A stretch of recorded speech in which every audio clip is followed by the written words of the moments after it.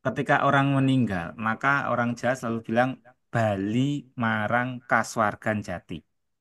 Nah, kan dibilang adalah kembali ke alam cahaya yang sejati. Hmm.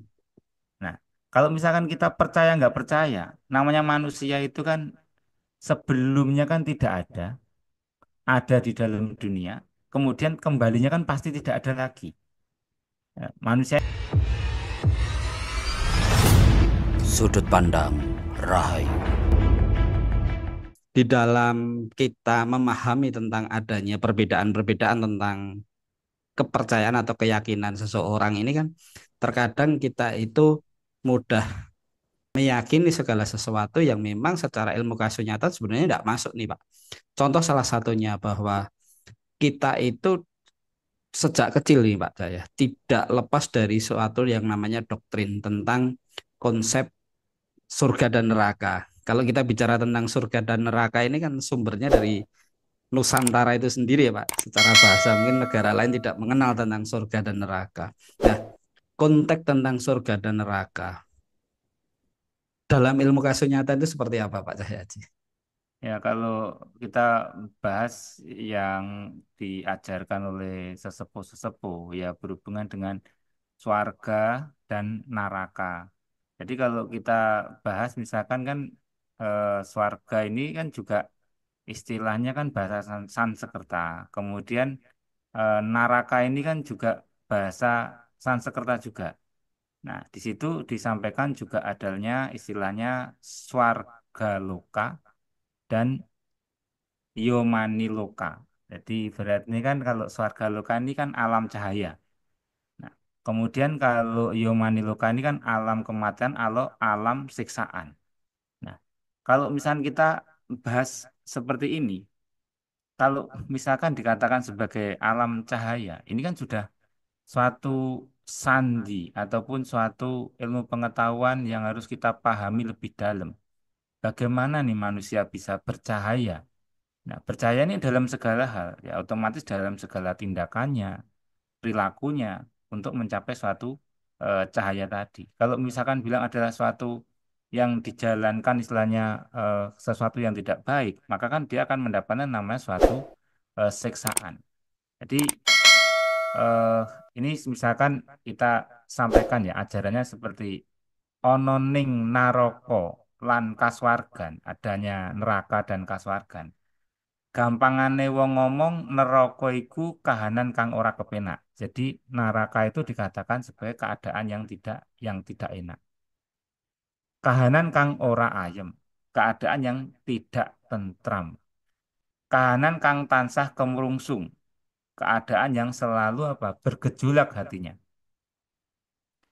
Ana ing rasane lan ana ing penandangi. Jadi ana ing atine, ana ing rasane lan ana penandangi. Jadi bergejolak di dalam hatinya, di dalam rasanya, dan dalam kehidupannya ataupun yang dijalaninya. Uga gampangane carita, kang darani neraka itu kahanan kang rusak. Dan mudahnya dalam bercerita, neraka itu adalah suatu keadaan yang rusak. Kahanan kang tanpa tatanan, keadaan yang tanpa tatanan. Kahanan kang ora karu-karuan, keadaan yang tidak karu-karuan.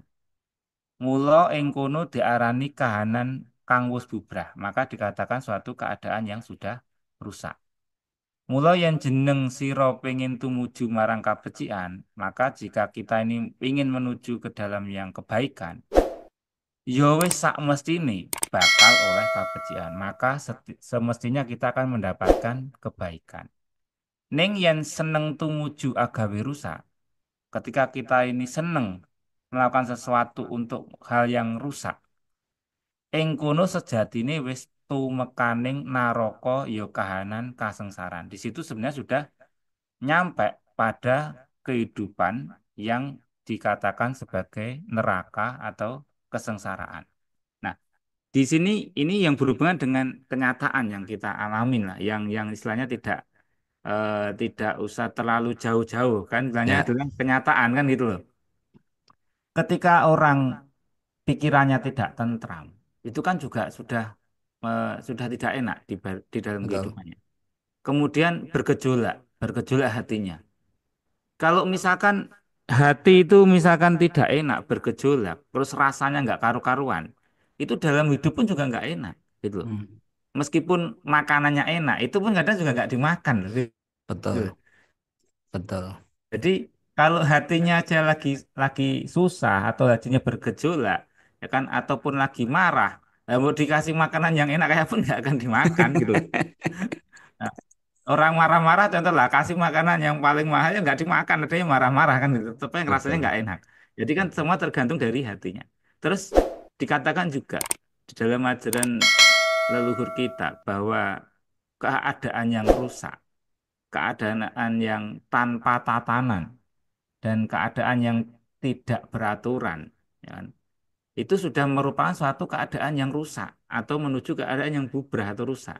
Nah, ketika rusak ini dikatakan sebagai apa? Suatu hal dikatakan sebagai keadaan yang neraka juga atau yomaniluko. Hmm, Nah, kemudian kalau misalkan orang itu melakukan suatu tindakan yang akan mengakibatkan kerusakan, baik itu kerusakan dari dirinya sendiri atau kerusakan bagi orang lain atau kapitunaning lian atau kerugian dari orang orang lain, itu pun juga sudah dikatakan sebagai menuju ke kesengsaraan, gitu loh. hmm, Jadi sangat sederhana. Kalau kita sudah menjalankan hal ini, maka sebenarnya kita pun juga sudah akan terhindar dari neraka, gitu. ya. Karena eh, Tuhan itu Maha Welas, Maha Asih, Maha Welas dan Maha Asih. Ketika titahnya menjalankan sesuatu yang baik, maka dia akan dijalankan, diberikan sesuatu yang baik. Baik itu kehidupan sekarang atau kehidupan cerita-ceritanya pun yang akan datang. Karena alam semesta ini ya adil gitu loh. Pasti itu akan terjadi gitu. Kalau surga sendiri Pak Cahyadi. Nah, jadi kalau kita bahas mengenai surga, yaitu adalah swarga loka atau alamnya cahaya.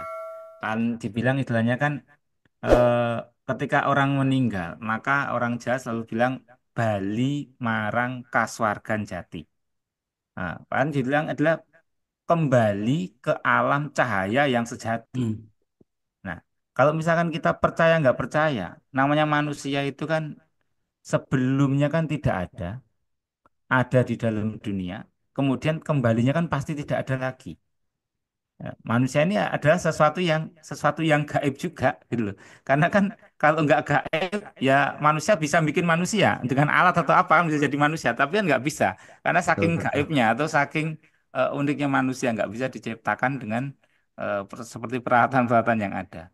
Nah, di sini disampaikan bahwa kahanan kasuwargan akeh kang ngarani kahanan kang kepenak. Jadi swargo atau surga itu dikatakan suatu keadaan yang enak. Nah, yen wis ana swarga, apa wae katurutan, apa yang di dalam surga itu semua yang diinginkan akan tercapai. Yen wis ana surga, apa bisa ngumbar hawa nafsu apa kang kaya mangkono. Jadi dikatakan, apakah ketika di surga itu minta apapun pasti diturutin. Kemudian apakah di surga itu adalah tempat untuk mengumbar hawa nafsu? Ini kan suatu hal yang apa berbeda. Kenapa? Karena di dalam ilmunya adalah surga itu alam cahaya. Alam cahaya ini kan sudah tidak ada nafsunya. Tetapi Ya. di sisi lain pemahaman ada yang mengatakan surga itu adalah tempat yang sangat enak, minta apa saja keturutan dan untuk bisa mengumbar hawa nafsunya. Kan ini kan jadi suatu pertanyaan gitu loh, di dalam ilmu kasunyatan. Terus opo ing swarga iku ana nafsu? Pertanyaan gitu. Apa di Ya. surga itu ada nafsu? Kalau kita bahas, bayi di dalam kandungan punya nafsu atau enggak? Bayi baru lahir itu nafsunya apa? Nafsunya minta minum, minta minta makan, ibaratnya tidak ada Ya, ya, rasa ya, betul. istilahnya nafsu yang berhubungan dengan seksual nggak punya. Karena memang hormonnya belum tercapai ke sana kan itu. Apa ing swarga iku papane jajalanat. Jajalanat itu adalah ya sesuatu yang tidak baik atau tempat untuk melakukan hal-hal yang tidak baik. papaning jak-jakan, tempat yang tidak beraturan. Papaning budisrani, tempat budi ataupun sifat-sifat yang tidak luhur atau sifat-sifat yang buruk. Lan papane kang adoh kautaman dan tempat-tempat yang jauh dari kautaman, keutamaan. Kenapa? Karena kalau misalkan kita berpikir nih, berpikir misalnya surga itu adalah tempat yang bebas untuk mengumbar hawa nafsu atau apa. Loh, sekarang jadi pertanyaan dalam ilmu kasunyatannya, Ya. kita ini berbuat baik, berbuat utama. Lah kok ujung-ujungnya untuk mengumbar hawa nafsu? Nah ini kan apa bedanya? Kan itu loh. Kita digunakan berbuat kebaikan tapi ujung-ujungnya untuk mengumbar hawa nafsu selama-lamanya. Loh, apa bedanya dengan Budisrani? Apa bedanya dengan sifat raksasa? Apakah kalau misalkan dikatakan surga itu seperti itu adalah tempatnya para raksasa atau tempatnya Budisrani atau tempatnya orang utama? Lah kalau orang utama orang baik kok sifatnya seperti itu? Nah, ini kan satu pertanyaan gitu loh. Ya. Pertanyaan yang apa pertanyaan yang menjadi dasar dalam menjalani kehidupan. Nah, mula yen manungsa nduweni pamikir, yen kasuwargan iku papaning kasenengan ngumbar sakabehing hawa nepsune, iku sejatine amung kosok baleni. Jadi ketika manusia itu memiliki suatu pemikiran bahwa surga itu adalah tempat yang bebas untuk melakukan apapun, bebas untuk mengumbar hawa nafsunya, kan itu adalah sebenarnya adalah kosok baleni. Kosok baleni itu adalah sesuatu hal yang terbalik gitu loh. Nah, kemudian loro pane mlebu ana ing kahanan neraka kang sejati. Jadi malah sebenarnya itu adalah masuk jebakan atau masuk perangkap ke neraka yang sejati. Hmm. Nah, Ya, ya. kenapa? Karena melakukan sesuatu yang baik, bertirakat, misalkan ya menjalani puasa, berdharma yang baik, tujuannya untuk melakukan hal yang mengumbar hawa nafsu. Nah, ini sebenarnya adalah masuk ke perangkap yang sejati, yang nantinya ya pasti tidak masuk ke kasuwargan jati gitu. Nah, terus amarga rasa ora bakal bisa sirna lan rasa mau tansah ora bisa tentrem. Jadi kalau misalkan surga itu adalah tempatnya rasa untuk menikmati, rasa itu nggak ada habisnya. Percaya apa enggak? Punya rumah satu, mintanya dua. Betul. Punya duit 1 miliar nih, minta 2 miliar, minta 10 miliar. Ya kan? Punya punya apa istilahnya punya istri cantik, masih minta yang cantik lagi. Gila. Dan itu nggak ada habisnya. Mudah makan enak, minta yang lebih enak lagi. Itu adalah sifatnya rasa. Gitu loh. Udah gajinya gede, minta gaji yang lebih besar lagi. Itu wajar, gitu loh. Itu karena rasa, gitu loh. Dan Betul, betul, rasa itu betul. tidak ada tentramnya dalam dalam kehidupan nih. Kalau kita hanya mengejar rasa itu nggak ada tentramnya. Minta nih, misalkan beli mobil mewah hari ini. Tapi berikutnya tahun berikutnya keluar lagi mobil yang mewah lagi, pasti minta yang mewah lagi. Itu Ya, karena ya, rasa. ya. Nah, amarga sejatine katentreman ora ana ing rasa. Jadi sebenarnya ketentraman itu tidak ada di rasa, tapi ketentraman itu ada di dalam hati kita. Hmm. Mula sejatine kahanan yen diarani kasuwargan yaiku kahanan kang tentrem. Jadi kasuwargan itu dikatakan suatu keadaan yang tentrem, keadaan kang ayem, keadaan yang baik gitu loh. Mula yen pengen mlebu ing kasuwargan, lumaku becik, lumaku utama kanggo kautaman. Jadi kalau mau masuk ke surga itu harus bersifat tingkah laku yang baik dan bersikap tingkah laku yang utama. Lan kanggo hambangun kahanan kang luwih becik ing tembe mburine. Jadi juga untuk membangun ya kan keadaan yang lebih baik nanti ke depannya.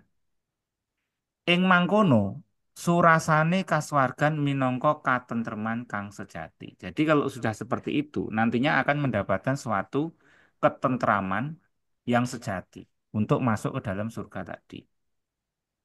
Berat. Pertanyaan nih kan, yen wis tentrem, ateges wis ora duweni kepinginan kang maneka warna. Ya, Jadi kalau ya. manusia itu sudah tentram, malah kepinginnya itu nggak bermacam-macam. Nah kalau misalkan di surga kepinginannya macam-macam itu malah belum tentrem, gitu. Berarti Ini kan gini ya Pak Cahyaji, dari yang apa yang sudah dijelaskan oleh Pak Cahyaji nih terkait tadi swarga dan neraka ya. Artinya kan kalau tadi secara garis besar bahwa neraka ini kan hal yang tidak tertata ya, awur-awuran atau kalau bisa kita bahasakan sederhana adalah suatu bentuk kesengsaraan di dalam kita hidup. Begitu juga kalau kita bicara surga, surga itu adalah ketentraman. Kalau kita bicara sengsara dan ketentraman artinya itu hanya ada di kehidupan kita saat ini ya Pak ya, di dunia kita saat ini bukan di dunia nanti. Menurut Pak Cahyaji gimana nih? ya jadi kalau misalkan dikatakan suatu ketentraman dalam kehidupan, ini kan sudah pasti sekarang kita merasakannya. Tetapi kalau kita bisa dikatakan adalah jiwa, ini kan jiwa ini kan juga mempunyai kehidupan. Hmm. Nah, jiwa ini bisa tentram nggak? Ya, ya. Dan perlu diketahui bahwa jiwa itu bukan raga loh. Kan Hmm. gitu. Contoh nih misalkan, kalau kita mau makan enak, yang bisa makan itu apanya? Raganya. Hmm. Nah, jiwanya misalkan merasakan ketentraman. Tetapi kalau misalkan itu adalah di dalam kehidupan yang selanjutnya, pastinya kan bentuknya kan dalam bentuk badan halus. Hmm. Nah, kalau bentuknya dalam bentuk badan halus, tentunya kan belum tentu juga merasakan seperti apa yang dirasakan oleh badan kasar. Contoh, misalkan eh, badan kasar ini mengetahui misalkan hormon seksual. Itu kan karena kita memiliki hormon Ya, kan? Dan karena usia. Kalau anak kecil ya sudah berbeda hormonnya. betul. Ketika tua renta itu juga hormonnya juga berbeda. Nah, pertanyaannya kan di surga masih menggunakan raga atau enggak? Ya, Nah, raga ini tempatnya surga atau tempatnya dunia? Kan ini kan yang jadi pertanyaan. Tetapi kalau surga dikatakan itu sebagai seperti semacam dunia, berarti itu kan bukan alam cahaya. Berarti ya, adalah adanya adalah di dunia. Nah, ketika makanya kalau misalkan kembali ke Sang Pencipta atau Bali marang Cahyo Kang Suci atau Bali marang alam cahaya atau Kasargan Jati, berarti ini kan harus melepaskan semuanya malah. iya betul. Semua ada yang ada di duniawi ini kan harus dilepaskan. Maka ketika tidak dilepaskan, yang ada adalah masuk ke alam antoro kan, antara hidup dan mati. Yang mati apanya? Raganya mati. Tapi rasanya bisa aja masih hidup. Nah, ketika rasanya masih hidup, berarti ini kan jiwanya juga bisa aja masih menyatu, masih hidup. Hmm. Tetapi tidak bisa menjalankan seperti apa yang dirasakan di dunia. Apakah itu enggak siksaan? Ya, ya, ya. Ya itu adalah siksaan yang sangat luar biasa. Dia masih punya rasa tapi tidak bisa merasakan. Itu menurut ajaran sesepuh-sesepuh kita. Lah, apakah itu benar atau enggak? Ya silakan dirasakan sendiri kan gitu. Nah, ini Pak Cahyaji, terkait tentang pilihan kita nih, apakah hidup kita ini memilih untuk secara hidup seperti yang digambarkan dalam konteks neraka ataupun surga? Apakah itu ada kaitannya dengan Tuhan itu sendiri atau itu adalah karena proses kehidupan kita yang secara tidak langsung itu yang kita lakukan sendiri nih Pak atas kewenangan kita. Menurut Pak Cahyadi gimana itu? Loh, ibaratnya begini, kalau kita melihat namanya pertunjukan wayang, Ya, pertunjukan wayang itu kan ada eh, cahaya atau belincongnya itu kan cahayanya. ya. Nah, cahaya ini ibaratnya sebagai alam semesta atau Tuhan Sang Pencipta alam. Hmm, Kemudian kalau misalnya kita lihat ada kelir, geber, ada deblok ataupun itu apa kedebok atau tempat untuk nancepin wayang itu ibaratnya kan seperti bumi dan langit. ya. Nah, itu kan adalah sebagai gambaran untuk menjalankan cerita. Terus kemudian di situ ada dikatakan adanya dalang. Kemudian adanya wayang.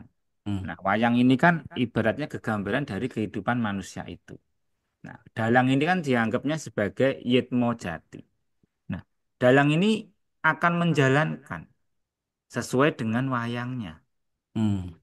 Nah, wayangnya ini kan otomatis kalau wayangnya adalah wayangnya sifatnya satrio, ya dalangnya akan berbicara seperti satrio. Karena dalang ini adalah istilahnya sebagai Yetmo Jati atau pangeran sejati atau utusan Tuhan tadi untuk menjalankan cerita. Hmm. Nah, kemudian dalangnya ini ibaratnya menjalankan buto atau rasekso. Ya, dia akan menyampaikan kehidupan itu sebagai rasekso. Nah, dari situ, makanya ketika cerita-cerita ini terbentuk, makanya ya kalau kita bisa menjalankan, udah tahu ilmunya, ya kita sebagai wayang, ya kita berusaha untuk membuat diri kita ini mau menjadi apa. Hmm. Hmm. Jadi kita udah tahu ilmunya. Kalau kita nggak tahu ilmunya, otomatis kan ya udah tahu istilahnya wujudnya raseksa. Ya, Nah, sifatnya raseksa. Maka dia dalam kehidupan pun juga akan menjalankan sifat raseksa. Tapi dalam ilmu pewayangan ada dikatakan ilmu pangruatan. hmm. Pangruatan itu kan adalah meruat atau merubah sesuatu yang jelek menjadi baik. Ya, ya, Nah, yang sifatnya ibaratnya eh, dari raseksa itu bisa menjadi sebagai satrio. Makanya ketika terjadi istilahnya cerita pewayangan, yaitu Sastro Jendro Hayuningrat oleh Begawan Wisrowo atau Begawan Wisrowo itu adalah Wi menunjukkan Srowo adalah Dharma. Begawan yang memiliki Dharma yang luhur.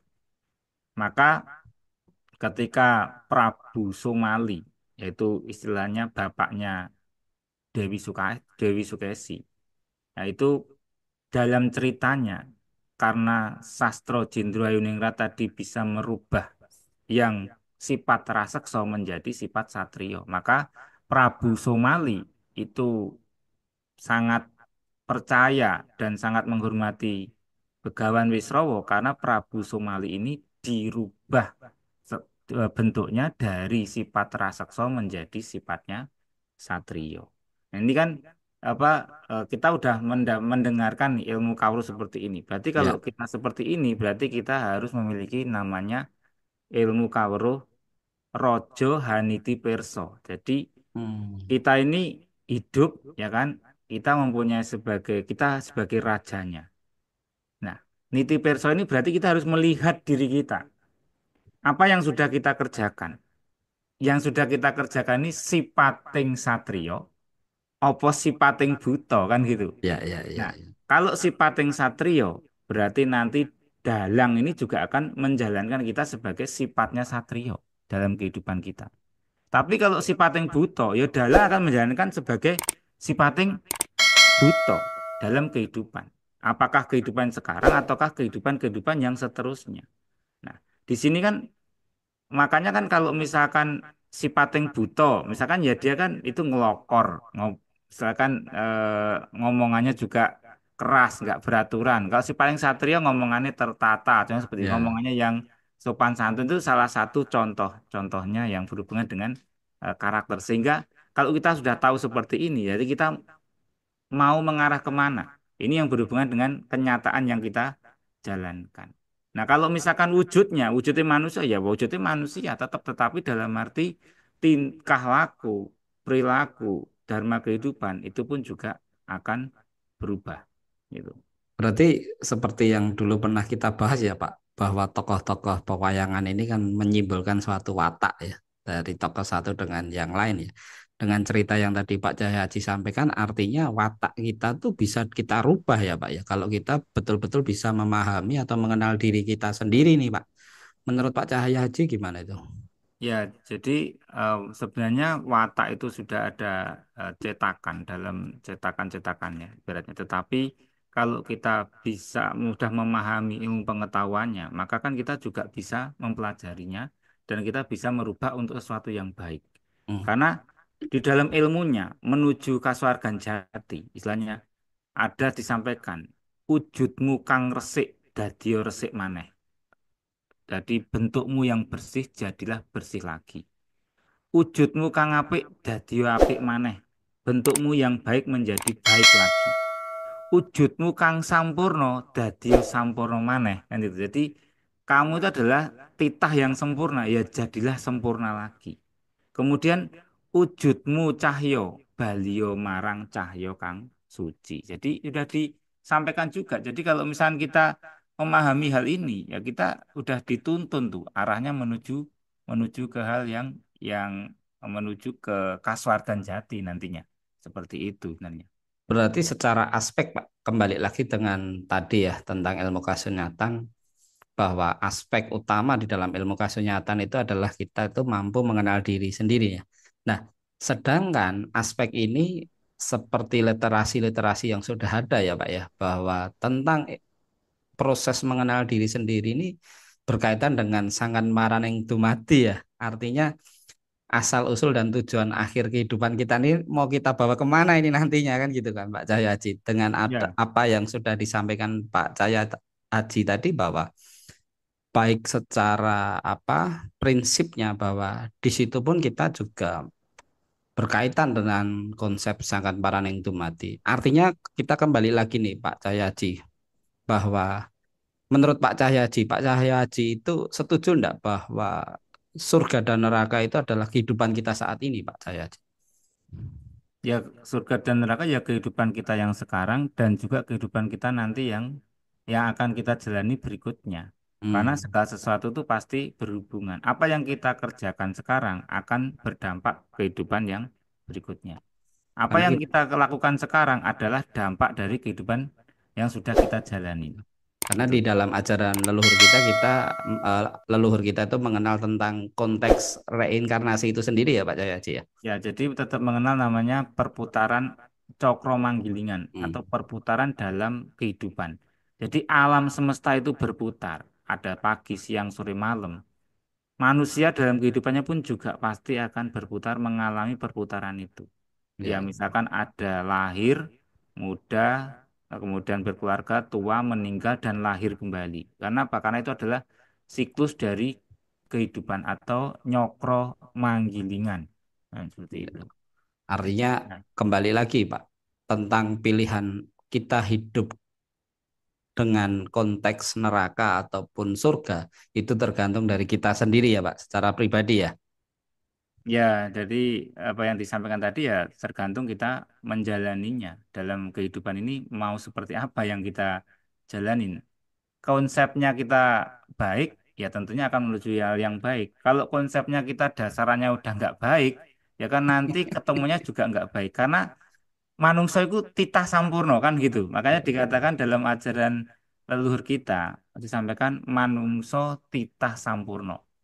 Manungsa minangka titah kang sampurna, mula sejatine lumaku ngalor ya oleh, ngidul ya oleh. Dalam arti manusia itu titah yang sempurna, maka sesungguhnya berjalan ke utara boleh, berjalan ke selatan yang boleh. Lumaku Allah ya oleh, lumaku apik ya oleh. Berbuat jelek ya boleh, berbuat baik ya boleh. Kan gitu. Kemudian nanging kabeh mau ana undu-unduane. Yen lumaku Allah ya bakal ketemu kanan kang Allah, yen ketemu lumaku becik bakal ketemu kang becik. Jadi segala sesuatu tuh ada apa? Ada yang dituai atau yang dipanen. Kalau berbuat baik ya ketemu yang baik, kalau berbuat jelek atau buruk ya akan mendapatkan keburukan. Nanging manungsa minangka titah kang sampurna, aja wus sumelang yen eling mring panguwasaning Gusti. Jadi manusia itu adalah titah yang sempurna. Ketika dia ingat kepada kekuasaan Tuhan yang Maha Esa, ing kono bakal kantuk pitulungan. Di situ akan mendapatkan suatu pertolongan. Yen ana kahanan kang salah, yen gelem nyuwun pangapura, mula bakal diweni aksama. Jadi kalau misalkan ada yang salah dan kita mau mohon pengampunan, ya kita akan diberikan pengampunan. Hmm. Kemudian ing kono bakal ketemu margoning rahayu. Di situ akan ketemu jalan kebaikan. Nanging sinaosa kaya ngapa tansah elinga, aja mburu senenge dhewe. Jadi selalu ingatlah jangan memburu kesenanganmu saja. Aja mburu kekarepan ning mburuwa kang dadi lelakoning uripmu. Nah, ini kan sangat sederhana nih. Jadi jangan mengejar apa yang menjadi kesenangan aja, tetapi mengejarlah apa yang menjadi cerita hidupmu. Ini adalah manusia yang sempurna. Jadi manusia sempurna itu bebas. Bebas mau apa aja boleh karena istilah titah sampurno. Iya, Nah, iya, tetapi betul, betul. konsekuensinya ya ditanggung sendiri semuanya. Kalau misalkan berbuat baik, ya berbuat baik. Tuhan mau welas, mau asih. Gusti mau welas, mau asih. Bukan berarti misalkan kalau menggunakan kepercayaan A nih, ya kan? Terus bebas maunya, ya kan? Setelah bebas maunya tiba-tiba nanti terus pokoknya berbuat baik sehari langsung masuk surga kan gitu kan. Ya, itu kan ibaratnya kan menurut dia gitu. Apakah menurut alam semesta seperti itu? Betul, betul, betul. Kalau misalkan apa misalkan nih berbuat eh, semaunya sendiri ya boleh. Pokoknya kalau memiliki kepercayaan tertentu maka dia tetap masuk surga. Loh, nah, ini kan apa antara apa yang kita dengar di masyarakat dan antara kenyataan. Itu ibaratnya kita harus apa? Kita harus saring apakah benar atau enggak. Iya, Karena apa? Karena kan belum tentu apa yang disampaikan itu sesuai dengan kenyataan. Misalkan begini, kalau misalkan orang nikah, ya kan, orang nikah harus sama kepercayaannya, misalnya seperti itu. Lalu kita asalkan hukum alamnya, asalkan nikah itu perempuan sama laki-laki, ya kan, dan itu manusia, ya itu bisa jadi manusia. Karena apa? Karena sel manusia dan sel manusia bisa iya, dikawinkan. iya. Kalau sel manusia dan hewan tidak bisa. Dan pertanyaannya, sel tadi punya kepercayaan apa? Nggak pedulin gitu loh. Nggak pedulin kepercayaan Betul. A, kepercayaan B, kepercayaan C, nggak pedulin. Paguyuban manapun nggak pedulin. Pokoknya antara manusia dan laki-laki yaitu melakukan perkawinan ya pasti akan di istilahnya dikabulkan atau diizinkan atau diijabahi ataupun disembadani oleh Tuhan yang Maha Esa kan itu. Nah, terus kalau kita dengar nih misalkan hanya untuk golongan tertentu yang boleh. Misalnya gini, contoh transfusi darah. Gitu. Ya, Transfusi darah itu kenapa kok nggak dipakai istilahnya pedomannya adalah eh, kepercayaan. kepercayaan atau paguyuban atau mana? Misalkan golongan darah A nih, oh, karena kepercayaannya sama, padahal yang di syaratnya adalah golongan darah, misalkan satunya A, satunya B atau apa B, cocok nggak? Ya nggak cocok kan gitu. Meskipun Beku kepercayaannya sama darahnya. kan, gitu. Nanti darahnya beku, terjadi apa? Aglutinasi atau hemaglutinasi atau tidak bisa mengalir. Nanti malah apa? Malah meninggal. Jadi kita ini harus berpikir apa? Berpikir juga sesuatu yang nyata. Jadi ilmunya kasunyatan ya kita harus menelaah sesuatu yang nyata tadi. Gitu. Iya, iya. Bukan Ya, berarti kalau misalkan kepercayaannya sama ya toh, kemudian nanti transfusi darah boleh kan ini kan nggak melanggar apa ilmu kedokteran kan gitu loh. Jadi ilmu kedokteran juga satu ilmu kenyataan yang ada gitu. betul, betul, betul. Seru Gitu. sekali nih Pak Cahyaji kalau kita membahas tentang ilmu kasunyatan nih. Apalagi kalau kita bicara tentang konteks mengenal diri ini sebenarnya banyak sekali yang bisa kita bahas. Namun karena memang apa waktu yang harus kita batasi nih Pak Cahyaji untuk podcast kita nanti kita bisa bahas selanjutnya nih. Nah, nanti kalau ada rekan-rekan yang melihat podcast kita ada segala sesuatu yang mau ditanyakan terkait tema apa yang harus kita bahas, silahkan nanti bisa komen di YouTube kami. Sebelumnya saya ucapkan terima kasih Pak Cahayaji, Rahayu Pak Cahayaji. Nggih, Rahayu Sagung Dumadi. Terima kasih. Segala sesuatu yang disampaikan dalam video ini berdasarkan sudut pandang Nomohayu, ajaran dari leluhur Nusantara. Konten ini tidak ada hubungannya dengan keyakinan suatu ajaran agama, melainkan didasari oleh ajaran kepercayaan leluhur Nusantara. Perlu diingat, setiap suku atau daerah memiliki sudut pandang dan tata cara yang berbeda, sesuai dengan pepatah kami, Desa Mawacara, Negara Mawatata. Terima kasih kepada yang telah bersedia subscribe Nomo Hayu Channel. Jangan lupa untuk like dan bagikan video ini sebagai upaya menyebarkan dharma kebaikan dan melestarikan ajaran-ajaran leluhur Nusantara.